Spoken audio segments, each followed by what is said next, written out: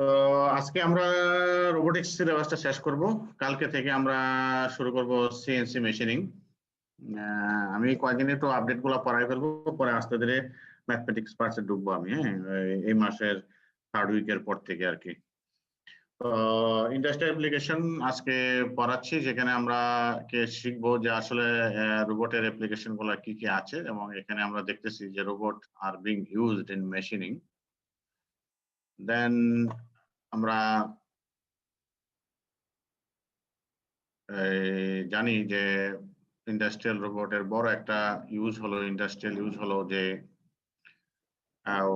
বিভিন্ন joining purpose use করা হয়, ওয়েল্ডিং এবং অ্যাসেম্বলি, ম্যাটেরিয়াল হ্যান্ডলিং বলতে ট্রান্সফরমেশন অনলি, এক জায়গা থেকে আরেক জায়গায় ম্যাটেরিয়াল গুলা ট্রান্সফর্ম করা, পিক করা, প্লেস করা, লোডে স্ট্যাকিং করা, প্যালেটাইজিং, ডিপ্যালেটাইজিং করা, এই সমস্ত বিষয়গুলো হলো ম্যাটেরিয়াল হ্যান্ডলিং আন্ডারে।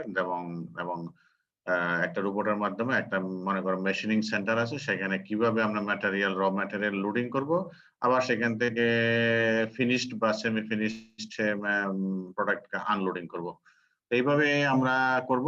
আর এই সিমটা এই সিলেবাসে নাই, রোবোটিক সিলেবাসে আমরা আলোচনা করব না, তোমরা এগুলো পড়বো না, এটা নাই এখানে।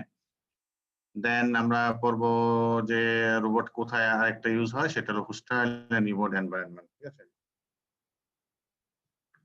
তো আমরা যাচ্ছি নেক্সটে।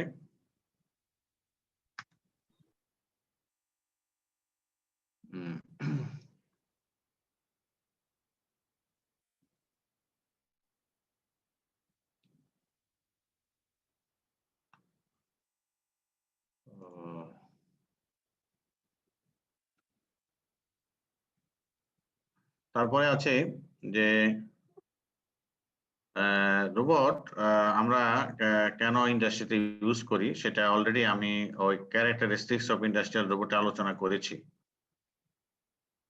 সেখানে আমরা দেখলাম যে ইন্ডাস্ট্রিয়াল রোবটের বেশ কিছু গুণাগুণ আছে, যেমন প্রোডাকশন প্রসেসটা সেভ টাইম এন্ড মানি, তারপর reduced waste, produce high quality product. তারপরে আছে যে তোমার যেগুলা ওই যে 3D 4D task, tedious, dangerous manufacturing যেগুলো আছে, যেগুলা সেফটি ইস্যু আছে, হেলথ ইস্যু আছে, এই সমস্ত কাজে আমরা ইউজ করতে পারি। তো যাই হোক, রোবট ইন মেশিনিং নিয়ে আমরা খুব সময় নষ্ট করব না, যে সব মেশিনিং এ মোটামুটি এখন এই ধরনের নানান ধরনের রোবট আছে। তো এগুলা তোমরা একটু পড়ে নিলে বুঝবা। আমি সরাসরি যেটা চলে যেতে চাচ্ছি সেটা হলো, কাটিং এও পড়াবো না, আমি ক্লাসে এগুলো পড়াচ্ছি না। আমি এখানে গেলে একটু আমি চেষ্টা করব যে এগুলো তোমরা একটু একটু পড়লে পড়বা, না পড়লে নাই, এরকম আর কি। এগুলো না, আমি যেখানে যাচ্ছি সেটা হলো এইখান থেকে শুরু করব লেকচারটা। মূলত যে রোবট যখন ইন্ডাস্ট্রিতে ইউজ করা হয়, তাদের বিভিন্ন ডিজাইনের লেআউট আছে, ওয়ার্ক সেল আছে, যার রোবটটা আমি কাজ করাবো কোথায়। তো বিভিন্ন লেআউটের মধ্যে 3টা খুব নাম করা। একটা হলো রোবট সেন্টার সেল, রোবট সেন্টারই থাকবে। আর বিভিন্ন মেশিনে মনে করো যে এই মেশিন থেকে একটা র ম্যাটেরিয়াল কাজ হওয়ার পরে এই মেশিনে আসতে হবে, এই মেশিনে কাজ হওয়ার পরে কিছুক্ষণ আবার এই মেশিনে আসতে হবে। এই ধরনের ক্ষেত্রে যেটা হয়, এই ধরনের লেআউট ইউজ করা যায়। একই রোবট দিয়ে তোমরা এখানে ম্যাটেরিয়ালটা আনলোডিং করে এখানে লোডিং, আবার এখান থেকে আনলোডিং করে এখানে লোডিং করে দিতে পারো। এই জন্য যেহেতু রোবটটা centered around of some machines, এই জন্য এটার নাম হলো রোবট সেন্টার সেল। তো এই রোবটের যেটা মেইন জিনিস, সেটা হলো যে রোবটের বেসটা থাকবে সেন্টারে ফিক্সড, রোবটটা মুভ করবে না। শুধুমাত্র রোবটের ম্যানিপুলেটর যে পার্টটা, সেই পার্টটা শুধু তার জয়েন্ট লিঙ্ক এর বিভিন্ন অ্যাঙ্গেল ইউজ করে এই মেশিন থেকে পিক করবে, আবার সেটার সেঙ্গেলে এখানে বেস রোটেশন দিয়ে এখানে আসবে, আবার সেখানে রাখার পরে আবার আনলোডিং এর সময় এখানে আসবে। তো এইভাবে সে লোডিং আনলোডিং গুলা করবে আর কি। তো এটাকে বলা হয় রোবট সেন্টার। দেন আছে ইনলাইন রোবট ওয়ার্ক সেল। সেটা তোমরা বুঝতে পারতেছো ছবিটা থেকে। মনে করো এখানে একটা ওয়ার্ক পার্ট ঢুকলো, তো ওয়ার্ক পার্টের মধ্যে মনে করো যে এইখানে একটা ওয়ার্ক সেন্টার আছে, এখানে একটা ওয়ার্ক সেন্টার আছে, তারপরে প্রোডাক্ট আবার এখানে যাবে, এইভাবে যাইতে থাকবে। মানে এইভাবে। তো এখানে একটা মেশিন যেটা পার্ট আছে যেটা ওদের কাজ করতে হবে। তো এখানে মনে করো এই রোবটটা দিয়ে মনে করো একটা কাজ করবো এটার উপরে। মনে করো একটা হঠাৎ করে একটা 2টা ওয়েল্ডিং করা লাগবে অথবা একটা নাট ইনসার্ট বা বোল্ট ইনসার্ট করা লাগবে, টাইটেনিং করা লাগবে। তো এই সমস্ত কাজগুলা যখন করতে হবে এখানে যেটা হয় যে পার্ট ইজ মুভিং, মনে করো এবং পার্টটা স্টপ করবে একটা জায়গায়, অর্থাৎ রোবট সেলের অ্যারাউন্ড এসে স্টপ করবে যাতে করে রোবটটা এই পার্টের উপরে কাজ করতে পারে। সিমিলারলি কাজ হয়ে যাওয়ার পরে পার্টটা কনভেয়ার বেল্টের মতন এটা একটা মোশন আছে, এটা আস্তে আস্তে যেতে থাকবে ইনলাইন। হ্যাঁ, শব্দটা কিন্তু কি বলছি, ইনলাইন রোবট ওয়ার্ক সেল। তো এখানে প্রোডাক্টটা সবসময় একটা লিনিয়ার পাথ বা একটা কনভেয়ার বেল্টের ভিতর দিয়ে যেতে থাকবে। আর রোবট গুলা ইন দ্যাট ওয়ে এটার ওয়ের মধ্যেই এমন ভাবে সেট করা থাকে, আরো থাকবে অসুবিধা নাই যতগুলা লাগে ইনলাইনে থাকবে যাতে করে একটার পর একটা কাজ তার কাজটুকু ওই প্রোডাক্টের মধ্যে করে ভ্যালু এডেড করে বস্তুটাকে পরবর্তী স্টেশনে পাঠিয়ে দিতে পারে। তো এখানে মূলত এখানে ম্যাটেরিয়াল হ্যান্ডলিং বা ট্রান্সফরমেশনের জন্য আলাদা মেকানিজম, আর রোবটটা কাজ করতেছে এইভাবে আর কি। ঠিক আছে, তো দেন আরেকটা হলো যে মোবাইল রোবট ওয়ার্কসেল। আগের দুইটাতে কিন্তু আমি বলছি যে রোবটটা ফিক্সড। রোবটটা ফিক্সড। পার্টিসিপেন্টের সাউন্ড হচ্ছে।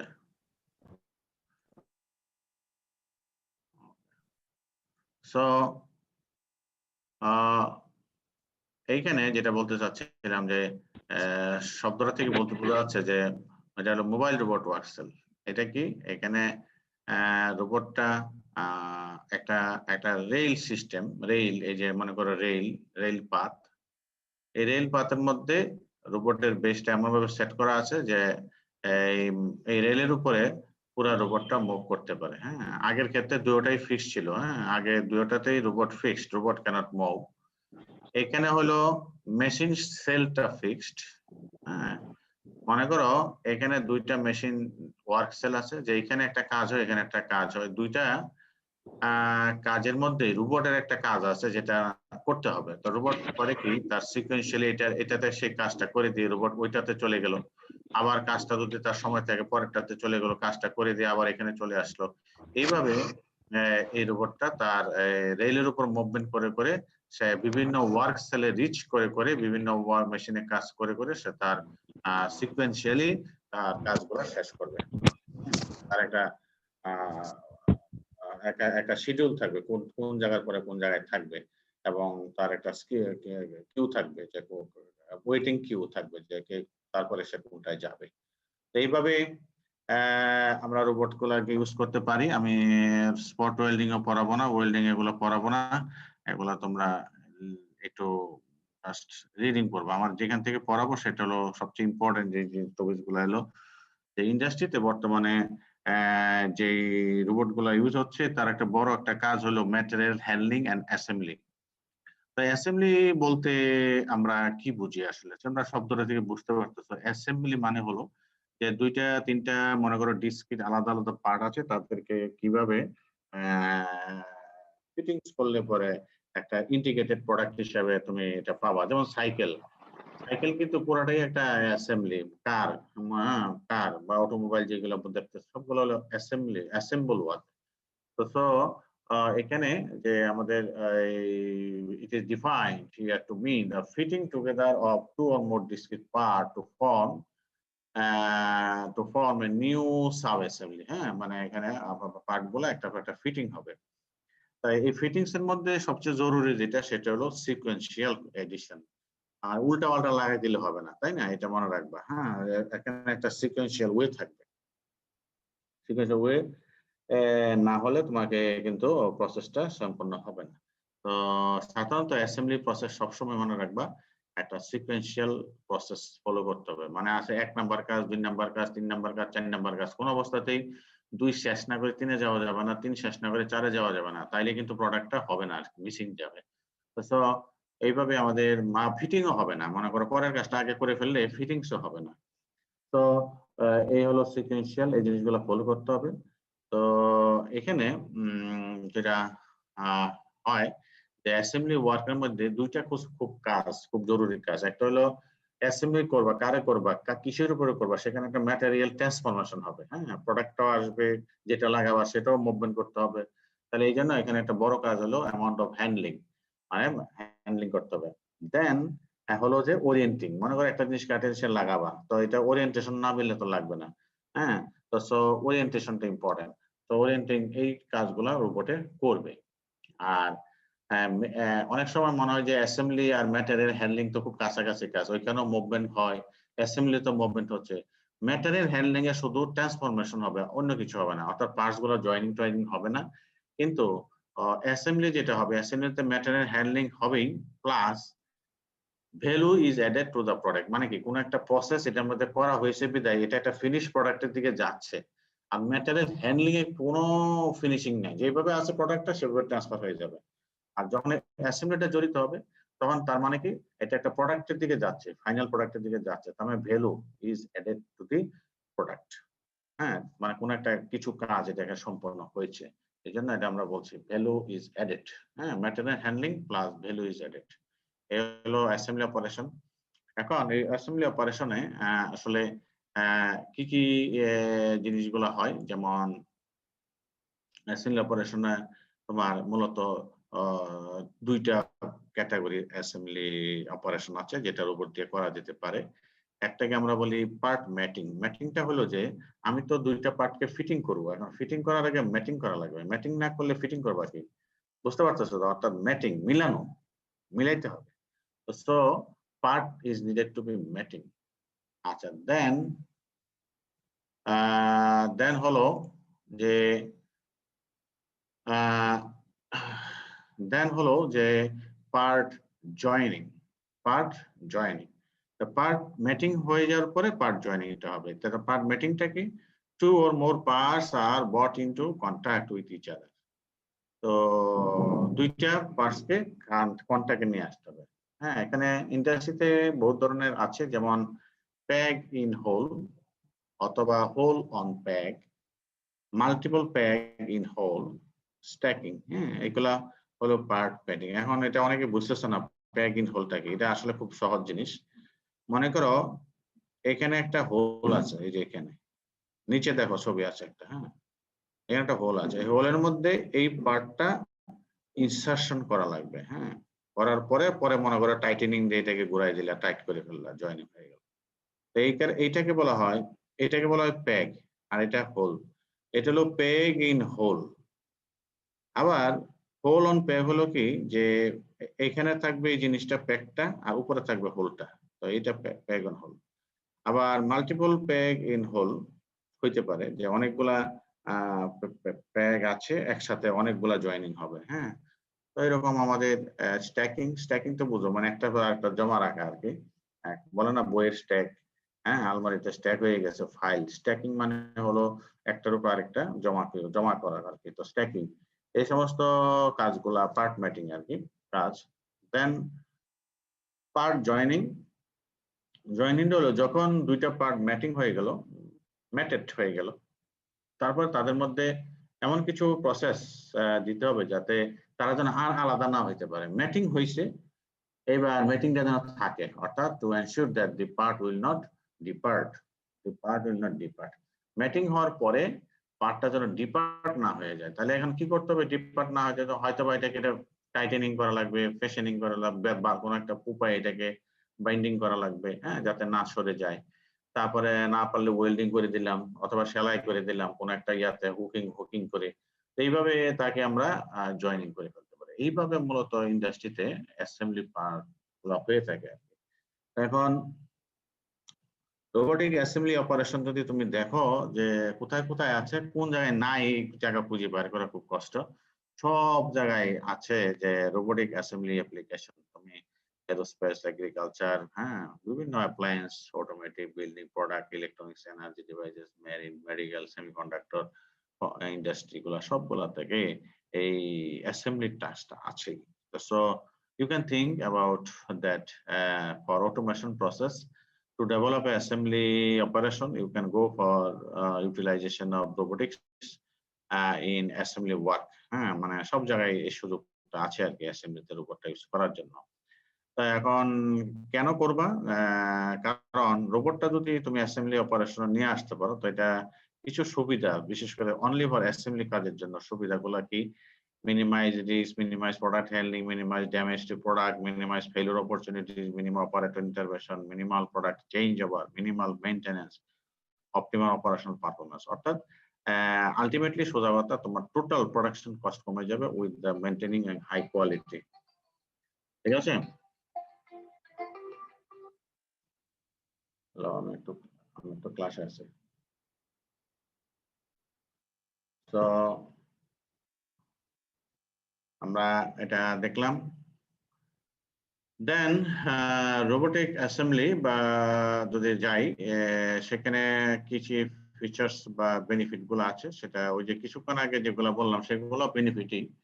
সাথে এই বেনিফিট গুলো আরো আছে আরকি। তোমরা এগুলো দেখতে পারো। হ্যাঁ? তো মোটামুটি আমি যদি একটু ইয়াতে যাই যে নতুন একটা স্লাইড শেয়ারে যে তোমরা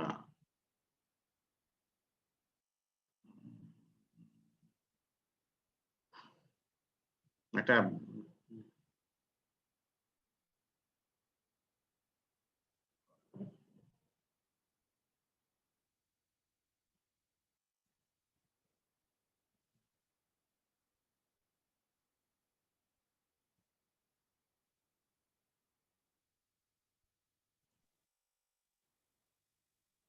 এটা একটা রোবট অ্যাপ্লিকেশন।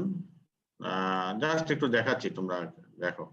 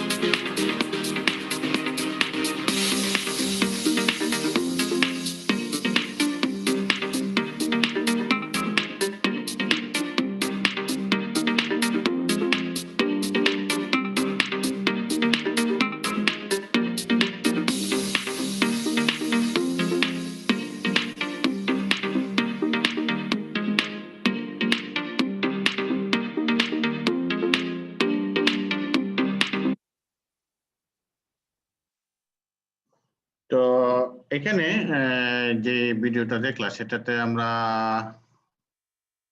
যে কি কি দেখলাম, কি কি মেশিনিং বা বিভিন্ন অপারেশন দেখলাম আর কি। রোল নাম্বার 18 আছে নাকি? 18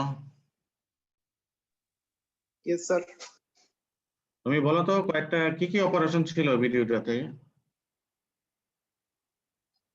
কি ইন্ডাস্ট্রিয়াল অ্যাপ্লিকেশন ছিল ভিডিওটাতে? Sir,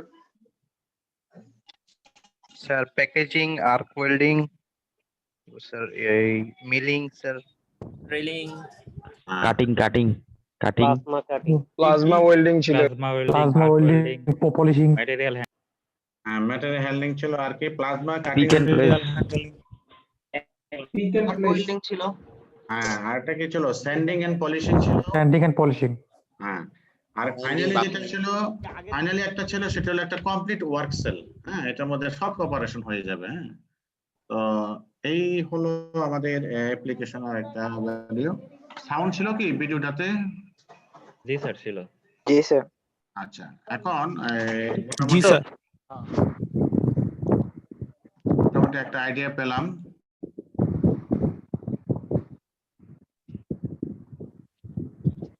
আচ্ছা,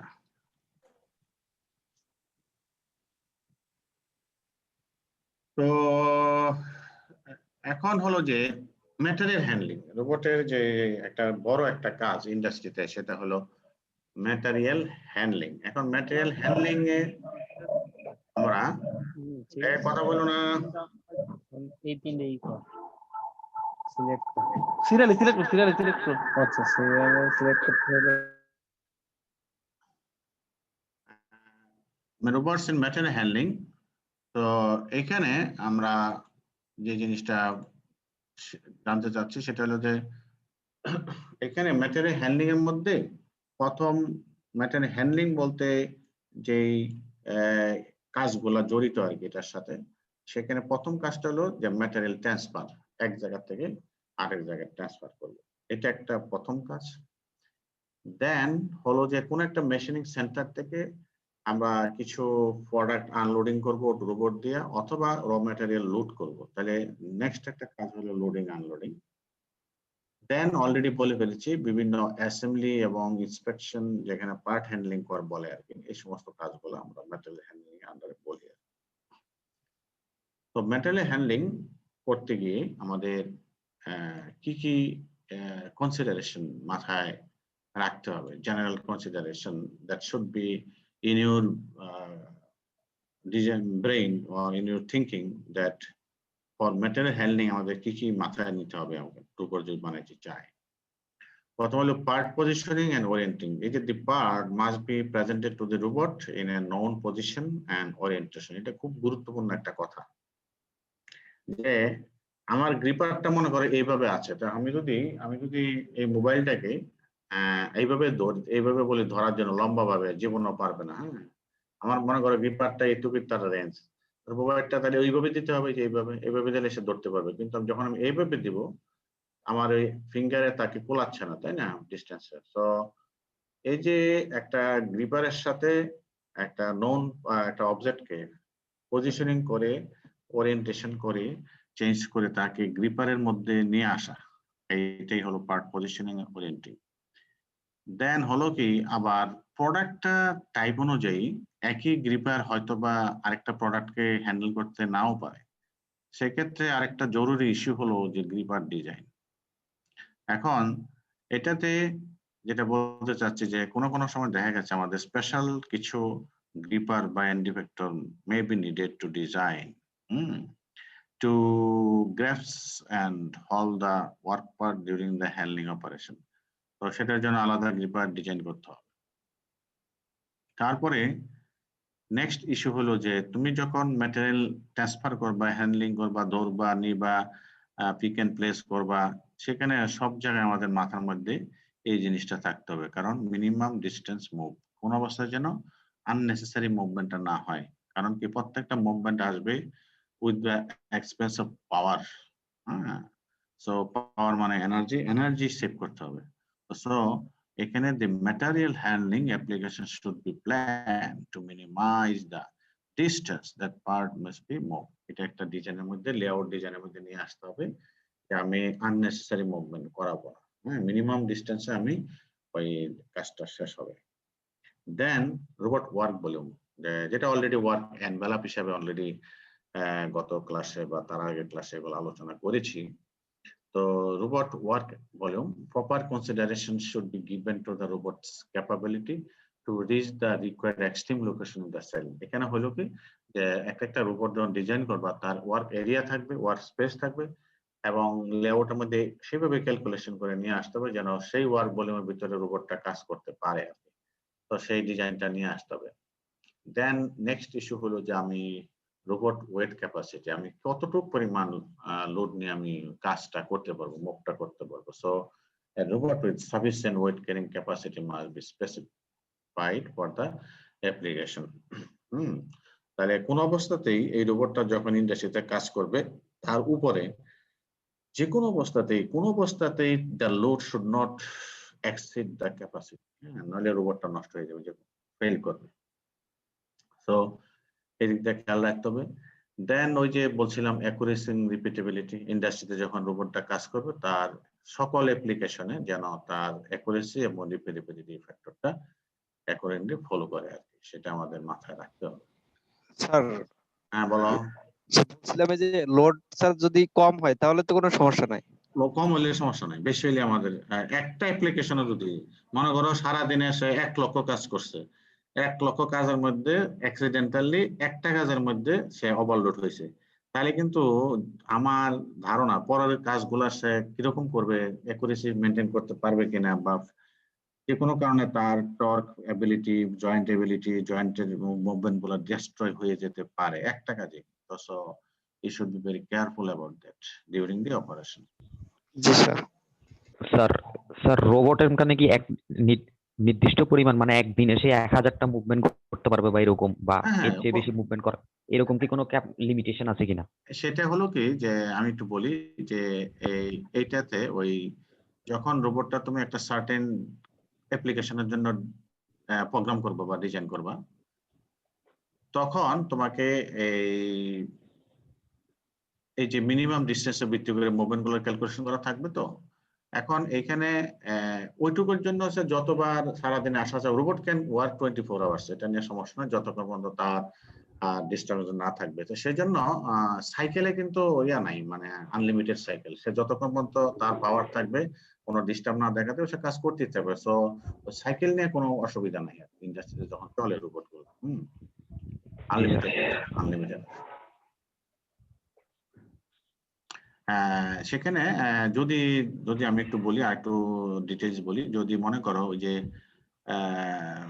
ওয়্যার্ড রোবট হয় যেগুলো, তোমরা তিনটা সেন্টার বানালাম, তো একটা সেন্টার ওয়ার্ক সেন্টার বললাম, আর একটা ইনলাইন, একটা মোবাইল রোবট সেল। তো মূলত এই তিনটা কনসেপ্ট যদি ডিজাইন করো, তাহলে প্রথমে যদি দেখো যে পোর্টেবল রোবট হয়, তখন কিন্তু অনেক সময় দেখা গেছে যে রোবট গুলা ওই চার্জ ব্যাটারি দিয়ে মুভ করে। হ্যাঁ, বিশেষ করে ওয়্যার হাউস যেগুলো, ওই যে স্টোরেজ যেগুলো, সেখানে কিন্তু পাওয়ার ওয়্যার থাকতে পারে না, মানে পাওয়ার কেবলটা থাকতে পারে না, মোবাইল হইতে হয়তো ইন্ডাস্ট্রিতে ডিস্টার্ব হয়। সেই সমস্ত ক্ষেত্রে আবার প্রোগ্রাম করা থাকে যে একটা সার্টেন ব্যাটারি লেভেল, পাওয়ার লেভেলে আসার পরে সে কিন্তু আবার ওই সোর্স স্টেশনে চলে যাবে অটোমেটিক, সেখানে গিয়ে চার্জিং স্টেশনে চলে যায়। বুঝতে পারছো আমার কথাটা? জি স্যার। অর্থাৎ সে ওই তার মধ্যে একটা অলওয়েজ তার নিজস্ব ব্যাটারির পাওয়ার মেজারমেন্ট একটা সেন্সর থাকে, তার হিসাব করা থাকে যে আমি কোথায় আছি, আমি যদি আনলোড অবস্থায় আমার স্টেশনে যেতে পারবো কিনা, মানে পাওয়ার স্টেশন, মানে যেখানে লোড নেয় আর কি পাওয়ার। বুঝতে পারছো? এটা ওয়্যার হাউস এইভাবে প্রোগ্রামিং করা থাকে আর কি। কারণ একমাত্র ইন্ডাস্ট্রিতে অধিকাংশই হলো এই মানে যেগুলো ফিক্সড রোবট, সেগুলো পাওয়ার লাইনের সাথে আছে, বেজের মধ্যে পাওয়ার থাকে। আর যেগুলা ওই যে রেল টাইপের যেগুলো, সেগুলো নিচে পাওয়ার লাইনটা ঝুলন্ত অবস্থায় থাকে, ডিস্টার্ব হয় না। কিন্তু যেগুলা ফ্লোরে মুভিং করে, সেগুলো কিন্তু পোর্টেবল পাওয়ারে থাকে।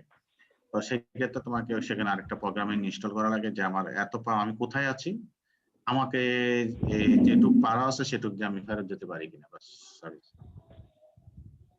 ঠিক আছে? জি স্যার। এইভাবে তার কাজটা চলবে।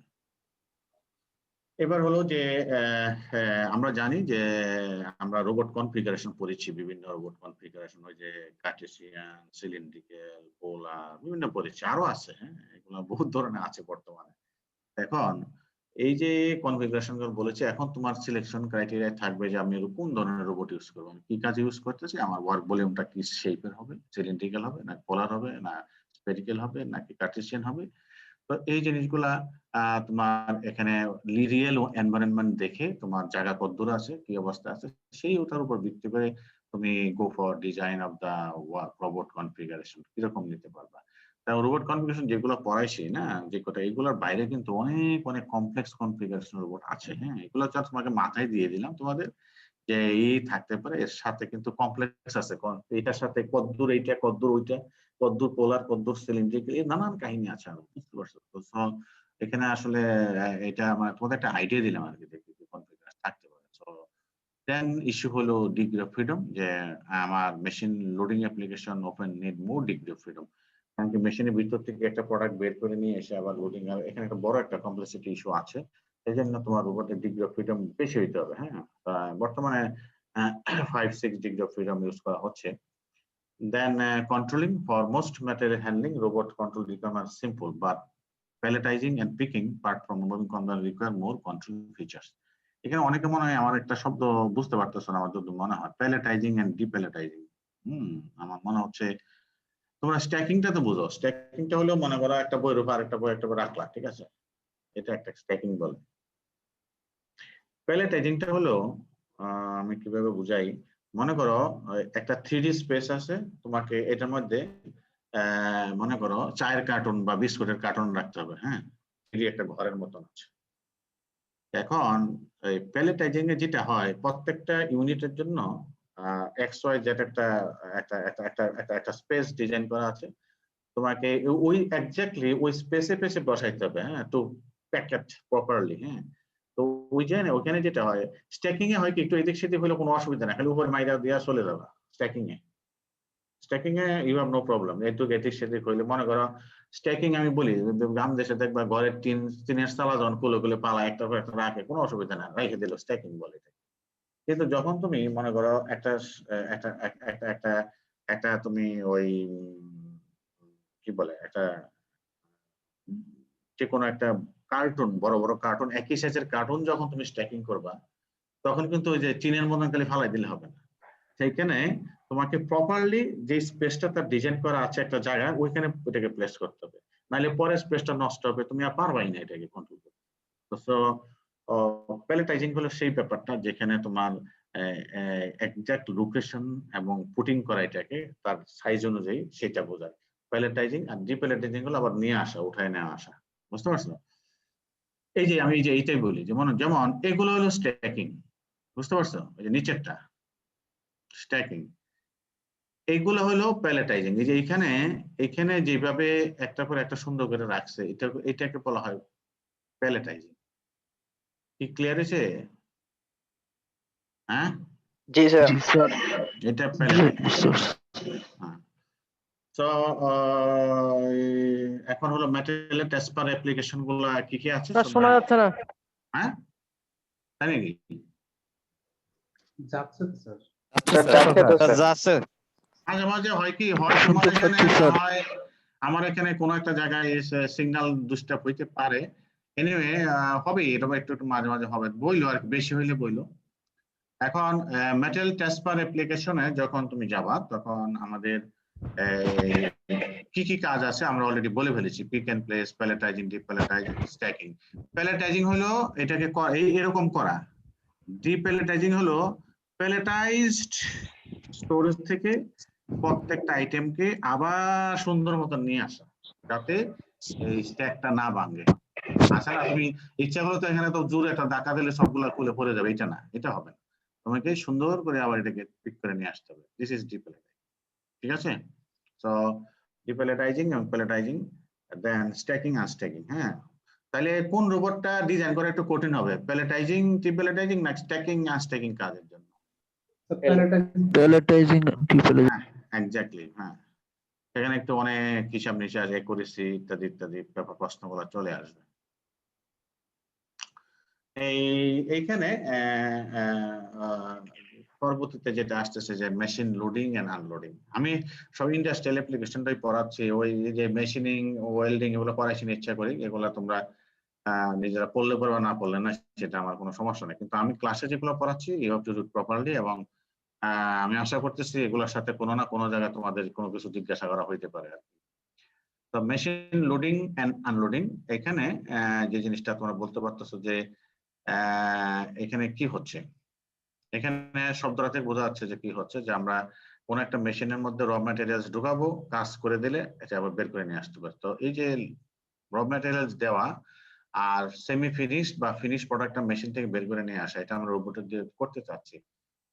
যদি করতে চাই সেখানে কি কি করতে পারে, there are 3 cases that fit into this category. কি কি আছে, যেমন মেশিন লোড এন্ড আনলোড, এটা বুঝেছি যে আমরা মেশিনে ওয়ার্ক পার্ট দিব, আবার মেশিন থেকে ফিনিশ পার্টটা বের করে নিয়ে আসবো। এবার আরেকটা আছে যে লোডিং আনলোডিং একসাথে, আরেকটা হলো শুধু machine loading. The robot must load the raw materials into the machine, but output from the machine is departed by some other means. এখানে তার আনলোডিং নিয়ে কিন্তু কোনো চিন্তা নাই, যেমন প্রেসে যেটা হয়, প্রেস ওয়ার্কিং অপারেশন, শুধু র মেটেরিয়াল দিবা, কাটার পরে এটা অটোমেটিক সরে যায়। তো এখানে আমাদের এটা দরকার না, অর্থাৎ বিভিন্ন গ্রেভিটেশনাল মেকানিজম ইউজ করে হয়, অটোমেটিক সরে যাবে, এখানে রোবটের কোনো কাজ নাই আনলোডিং এর ক্ষেত্রে। আরেকটা আছে যে machine unloading, here raw materials are directly loaded to the machine without robots assistance, but robots unload the finish part from the machine, যেমন die casting, plastic moulding. Plastic moulding এ তো রোবটের ওই যে ডাইলে দেওয়া লাগে না, এটা অটোমেটিক একটা স্টোরেজ থেকে গ্রেভিটেশনাল ফোর্সের মাধ্যমে তার ইয়ার মধ্যে পড়ে, তখন সেখানে হিটিং এর মাধ্যমে এটা গলে যায়, তারপরে একটা কাস্টিং এর মধ্যে গিয়ে একটা যেটা বানাইতে চাও তার মধ্যে গিয়ে পড়লো, তারপরে ফিনিশ প্রোডাক্টটা নেওয়ার জন্য ওখানে ইউজ রোবট। তো এখানে মেশিন আনলোডিং। তো এই তিনটা ক্যাটাগরিতে you can think for use. এখন এই কি কি ফিচার্স থাকতে হবে for loading and unloading application, এইটা পড়াই আছে ক্লাসটা শেষ, এবং রোবোটিক ক্লাসও শেষ totally. So the following robot features generally contribute to the success of machine to loading and unloading. অর্থাৎ মেশিন লোডিং এন্ড আনলোডিং নিয়ে যখন চিন্তা করবা, তখন রোবটের কিছু স্পেশাল ফিগার আবার নিয়ে আসতে হবে, নইলে তুমি পারবা না। শুধু ম্যাটেরিয়াল হ্যান্ডলিং রোবট দিয়ে এটা হবে না। এখানে আসলে প্রথমে কিছু চিন্তা করতে হবে যে আমি ডুয়েল গ্রিপার ইউজ করবো কিনা। ডুয়েল গ্রিপার মানে কি, রোবটটা আসবে, একদিকে র ম্যাটেরিয়াল দিবে, আরেকদিকে ফিনিশ প্রোডাক্টটা নিয়ে চলে যাবে, অর্থাৎ একসাথে দুইটা কাজ করবে, to handle the raw work part and the finish part at the same time. অর্থাৎ এখানে ডুয়েল গ্রিপার থাকবে, একটা গ্রিপারে র ম্যাটেরিয়াল নিয়ে আসলো, প্যারালালি আরেকটা গ্রিপার দেওয়া ওই যে আগের আগের আগের সাইকেলের প্রসেস ফিনিশ প্রোডাক্টটা নিয়ে আসলো, এরকম করে সে ফিনিশ প্রোডাক্ট নিয়ে চলে যাবে, আবার আসার সময় র ম্যাটেরিয়াল নিয়ে আসবে, নিয়ে এসে মেশিনে দিয়ে আবার যাওয়ার সময় ফিনিশ প্রোডাক্ট নিয়ে যাবে। এইভাবে সে ডুয়েল গ্রিপারের মাধ্যমে এটা কন্টিনিউ করতে পারো। দেন এটা কি লাগবে, যেহেতু অনেকগুলা কাজ, তাহলে up to 6 degree of freedom you can think for this kind of robot. Then good repeatability থাকতে হবে, যেহেতু একই কাজ লোডিং আনলোডিং।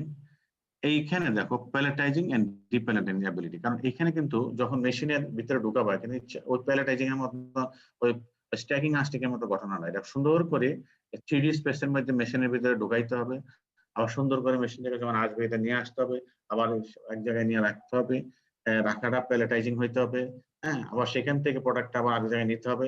এই যে এখানে কিন্তু প্যালেটাইজিং ডিপ্যালেটাইজিং অ্যাবিলিটিটা থাকতে হবে রোবটের, স্ট্যাকিং না, সেটা ভালো বুঝতে হবে। দেন প্রোগ্রামিং ফিচার্স, এটা হলো যে আমি আমার অনুযায়ী, অর্থাৎ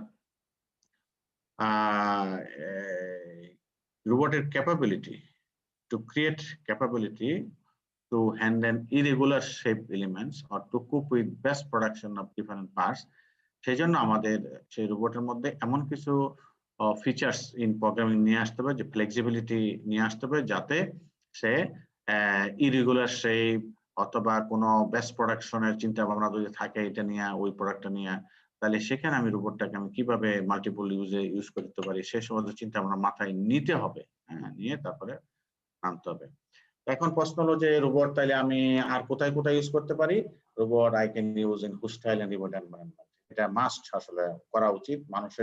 মানুষের জন্য যেটা হোস্টাইল এবং রিমোট এরিয়া, তার জন্য আমরা রোবট ইউজ করব। যেমন কি কি আছে, যেমন কনস্ট্রাকশন সাইট যেখানে আছে সেখানে আসলে রোবট ইউজ করা ভালো, এত ডাস্টি এত এনভায়রনমেন্ট, সেটা খুব খারাপ।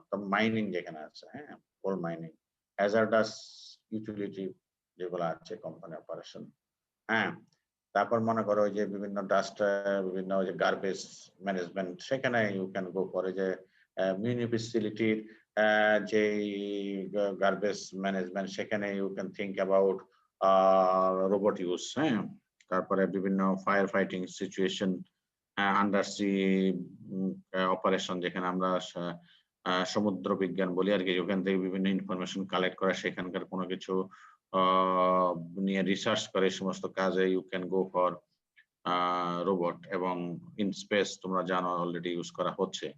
সো অর্থাৎ রোবটের ইউজটা রিমোট এনভায়রনমেন্ট এবং হোস্টেল এনভায়রনমেন্টে একদম মানে সবাই এগ্রি আর কি। হ্যাঁ, ইন্ডাস্ট্রিয়াল অ্যাপ্লিকেশনে কেউ এগ্রি হইতে পারে, কেউ দিতে কেউ দরকার নেই, আমার লাগবে না। তো এই দুইটা জায়গায় কেউ মানে ইয়া নাই, মানে সবাই হাইলি এগ্রি টু ইউজ মানে রোবটস ইন দিস কেজেস।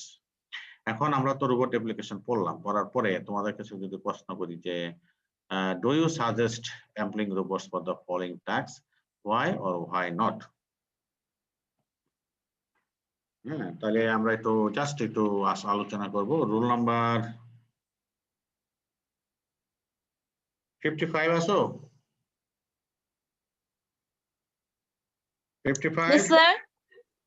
তোমাকে যদি প্রশ্ন করা হয় যে are you agree to use robots in spray coating? Spray coating মানে তুমি মনে করো গাড়িতে কোটিং লাগাবা, সেটা স্প্রে করে করে যেটা করে আর কি, কালারিং করে, সেখানে তুমি কি রোবট ইউজ করতে চাচ্ছ না চাচ্ছ না? মনে করো তোমার একটা কার ম্যানুফ্যাকচারিং কোম্পানি আছে, সেখানে বিভিন্ন কালার দিতে হবে গাড়ির, সিলভার কালার, ম্যাজেন্টা কালার, লাল কালার, সেইখানে এই কোটিংটা করার জন্য তুমি রোবট ইউজ করতে চাচ্ছ না চাবা, নাকি মানুষ দিয়ে করাবা? বলো।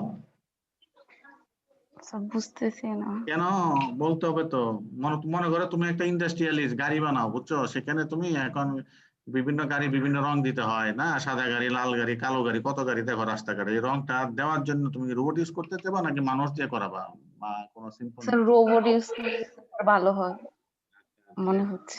আচ্ছা, মানে এটা সেফটি ইস্যু দিয়ে বলো তো কি কি সমস্যা থাকতে পারে? মানে মানুষের জন্য আমি কেন সিলেক্ট দিব না সেটা বলতে চাই। স্যার মানুষ করলে স্যার অ্যাকুরেসিটা আসবে না কালারে। যারা বলতে তারা বলতে দেনা। হ্যাঁ, আমি যারে বলছি সে বলতো, হ্যাঁ এটাই নিয়ম। কি জানি ওর নাম কি, কি নাম জানো? নাদিয়া, নাদিয়া না, নাদিয়া বলতেছিল। নাদিয়া শোনো, এই স্প্রে কোটিংটা যদি মানুষ দিয়ে করো, সেখানে কিছু প্রোডাকশনের কোয়ালিটি নিয়ে কিছু প্রশ্ন থেকে যাবে, যে হোমোজেনিয়াসলি সে এটাকে মুভ করতে পারবে না, স্প্রে মেশিনটা তার কোয়ালিটিটা সেরকম হবে না, সেটা ঠিক আছে। এবার যদি তুমি ওই যে কিছুক্ষণ আগে যেটা বললাম হোস্টেল এনভায়রনমেন্ট, সেই পয়েন্ট অফ ভিউ দিয়ে কথা বলো, তাহলে দেখো স্প্রে কোটিংটা হলো একটা কেমিক্যাল, ডেঞ্জারাস কেমিক্যাল। এটা যদি অনেকক্ষণ ধরে একটা মানুষ এই কাজটা করে, তার লাংসটা কিন্তু কিছুদিন পর ড্যাস্ট হয়ে যাবে, within a very few days সে কিছু ক্যান্সার বা লাংস ক্যান্সার এই সমস্ত রোগে ভোগে মারা যেতে পারে। হ্যাঁ, একটা ওকে। জি স্যার। আচ্ছা, রোল নাম্বার 116, কি নাম? অয়ন পাল, আছো নাকি? জি স্যার। কই দেখি, কথা বলো তো একটু। জি স্যার। আচ্ছা ঠিক আছে। হ্যাঁ, এখানে এই সিস্টেমের মধ্যে সুবিধা হলো যে কেউ কারো কোনো প্রক্সি দিতে পারবে না।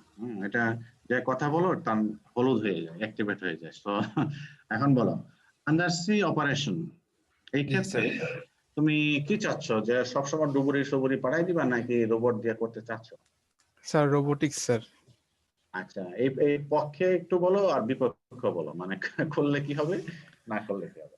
স্যার পক্ষে হচ্ছে স্যার আন্ডার ওয়াটারে স্যার প্রেসারের একটা ব্যাপার আছে, আর অক্সিজেন লিমিটেশন আছে স্যার। আচ্ছা, আর আর হচ্ছে আর স্যার ওইখানে হচ্ছে স্যার যত নিচে যাব স্যার আমার লাইট কমে যাবে, ওইখানে কাজ করতে অসুবিধা হবে। আর যদি স্যার অসুবিধা বলি তাহলে হচ্ছে স্যার নিচে গেলে হয়তো স্যার আমার ইলেকট্রিক্যাল কোনো হচ্ছে স্যার অপারেশন হয়তো এখানে ঠিক মতো চলতে না পারে, চার্জ শেষ হয়ে যেতে পারে, এগুলো স্যার একটা ব্যাপার আছে। এবং আন্ডারসি এনভায়রনমেন্টটা তুমি জানো না, বুঝছো, মানে তুমি ওইখানে কি আছে, কি প্রাণী আছে বা কিছু আছে কিনা, বা বড় কিছু প্রাণী আছে না তোমাকে গিলে খেয়ে ফেলতে পারে, এরকম থাকতে পারে না। You don't know the environment, very hostile environment, তাই না? তো Yes, sir. সেখানে তুমি you can select for robot. Thank you very much. Robot. আচ্ছা, রোল নাম্বার 88। Yes sir. নাম Yes, কি? sir. তুর্য না? জি তুর্য স্যার। তো? তুর্য, জি, sir. বলো তো ফায়ার ফাইটিং এর জন্য তুমি কি চিন্তা ভাবনা করতেছো? রোবট অবশ্যই চিন্তা করতে হবে, রোবট স্যার। আচ্ছা, এটার পক্ষে স্যার এবং কারণ বিপক্ষে। স্যার আপনার ফায়ার স্যার মানুষের স্যার গায়ে লেগে যেতে পারে স্যার, মানুষের লাইফ রিস্ক থাকে স্যার, রোবটকে তো এটা থাকবে না স্যার। আর Good. স্যার সমস্যা স্যার আপনার স্যার আপনার যে ফায়ার স্যার আপনার স্যার রোবটটা স্যার সার্কিটটা স্যার কোনো শর্ট সার্কিটে আগুন ধরে যেতে পারে স্যার, রোবটের সার্কিটের কারণে স্যার। এটা এটা একটা সমস্যা স্যার ফায়ার ফাইটিং এ। Very good, very good. হ্যাঁ, মোটামুটি তোমার কথাটা ঠিকই আছে, আমরা মোটামুটি মেনে নিলাম। রোল নাম্বার 68 আছো? 68 কি নাম? আফরিন সুলতানা। হ্যাঁ, আফরিন সুলতানা, জি sir. what about your suggestion about coal mining? জি স্যার, রোবট ইউজ করব স্যার। আচ্ছা, এটা কেন করতে চাচ্ছ? স্যার সেফটির জন্য স্যার। ইয়েস, ঠিক আছে। কারণ কোল মাইনিংটা বিশেষ করে খুবই ডেঞ্জারাস। জি তোমরা স্যার। বিভিন্ন সময় পেপারে টেপারে দেখবা যে চায়নাতে বিভিন্ন জায়গায় মাইনিং এর কলাপস হয়। হ্যাঁ, কোল মাইনিংটা ডেঞ্জারাস। হ্যাঁ, কলাপস হয়ে অনেক শ্রমিক মারা যায়। আননোন এনভায়রনমেন্ট, তো you don't know the structure of the coal structure. এটা অনেক সময় মাইনিং করতে গিয়ে চাপা পড়ে যায়, মাইনিং চাপা। সেটা তো পড়ছো, দেখো বিভিন্ন সময়। তারপরে যেহেতু একটা totally hostile environment, so you can go for robotics. ঠিক আছে, very good. Roll number 27, Sakibuddin Yes, sir. আছো? Yes, sir. সাকিব, জি স্যার আছে। বলো এই ব্যাপারে তোমার ডিসিশন কি? এই যে making a single wooden table. Sir এটা মানুষ দিয়েও করা যায় স্যার, আর মানুষও স্যার প্রেসাইজলি করতে পারবে। আর যদি রোবট দিই তাও মোটামুটি না, ভালোভাবে প্রথম প্রশ্ন করবে। হলো না, প্রথম প্রশ্ন হলো তুমি রোবট ইউজ করবা কিনা, আচ্ছা, সেটা স্বীকার স্যার করো এটা না। মনে হয় মানুষ ইউজ করলেই সবচেয়ে মানে কস্ট কম পড়বে। Robot use exactly. করলে মনে হয় কোন cost- আমি একটা শব্দ ইউজ করছি এখানে, খেয়াল করে দেখো কি বলছি। সিঙ্গেল। তো একটা সিঙ্গেল টেবিল বানানোর জন্য তোমার এরকম রোবোটিক্স হাই টেকনোলজি দরকার আছে? না স্যার, যতক্ষণে মানুষ- টেকনোলজি আনবা অতক্ষণে একটা মানুষ তোমাকে আরো 2টা টেবিল বানাই দিতে পারবে, তাই না? জি স্যার। সো এটা ইকোনমিক পয়েন্ট অফ ভিউ থেকে আমরা এগুলো আসলে এই কোর্সের নাই। রোবটের ইকোনমিক স্টাডি, এটা একটা 3 ক্রেডিট কোর্স। আমি আসলে রোবট ইউজ করবো কিনা সেটার ইকোনমিক স্টাডিতে এটা পুরো ধরা হয়ে যাবে। You can't use. ঠিক আছে? স্যার রোবট ল অনুযায়ী স্যার ইউজ করতে হ্যাঁ, স্যার বুঝতে যে পারছি। চারটা ল আছে স্যার সেই ল অনুযায়ী। এই লটা অনুযায়ী পারবা না তুমি, যেহেতু মানুষ এটা পারছে এবং তোমাকে 12 ভাবে ডিজাইন করে দিচ্ছে এবং ওদিন শর্ট টাইম সে কিন্তু পারবে তোমাকে। তুমি যদি বলো একদিনই করে দিবে, তো এটা আমি তোমরা কেউ সাজেস্ট করতেছো না, তাই না? জি স্যার। আচ্ছা, রোল নাম্বার 50 Yes, sir. আছো? জি স্যার। তোমার নাম কি? স্যার সাফকাত সানোয়ার। হ্যাঁ, ঠিক আছে। বলো তোমার এই ব্যাপারে তোমার কিছু ভিউ আছে কিনা? Transferring few items from one room to another. Sir এটা স্যার ডিপেন্ড করে আমি স্যার কিরকম আইটেম মুভ করতেছি এক রুম থেকে আরেক রুমে। মনে করো তোমার ঘরে মনে করো পড়ার ঘর চেঞ্জ করবা, বলো। জি স্যার। পড়ার ঘর চেঞ্জ করবা, মনে করো এই ঘরটা ভালো লাগবে না, আরেক ঘরে গিয়ে পড়াশোনা করবা আর কি, ঘর চেঞ্জ করতেছে, বলো। তাহলে কি রোবট ইউজ করতে চাচ্ছ নাকি কি করতে চাচ্ছ? স্যার এটার জন্য স্যার রোবট ইউজ করার তো প্রয়োজন নেই, এটা তো স্যার নিজেই করা যায়। আচ্ছা, এবার আসি যে মনে করো transferring books from various cell to various cell in a library যদি এখানে থাকে, সেক্ষেত্রে তোমার ডিসিশন কি আসবে? স্যার এই ক্ষেত্রে স্যার ইউজ করা যাইতে পারে। এক্স্যাক্টলি। সেই ক্ষেত্রে তোমার রোবোটিক্স ইউজ করা ভালো, কারণ এই কাজটা লং টার্ম ইস্যু এবং এটা রোবট দিয়ে করালে ইকোনমিক্স হবে এবং তুমি একটা রোবট দিয়ে অনেক বড় একটা library you can control properly. জি স্যার। ওকে, তো আমার মনে হয় যে আজকের মাধ্যমে আমরা পরীক্ষায় কিন্তু আমরা এই ধরনের প্রশ্ন আমি থ্রো করবো, যে একটা প্রশ্ন থাকবে, আশা করি যে আমি কয়েকটা কেস দিয়ে দিব, যে এই কেসে তুমি কি করতে চাচ্ছ, রোবট ইউজ করতে চাচ্ছ না, হইলে কেন, না হইলে কেন নয়, ঠিক আছে, এরকম আর কি, যেভাবে এখানে প্রশ্নটা জিজ্ঞাসা করেছে আর কি। ওকে, হ্যাঁ, বুঝছো সবাই? জি স্যার।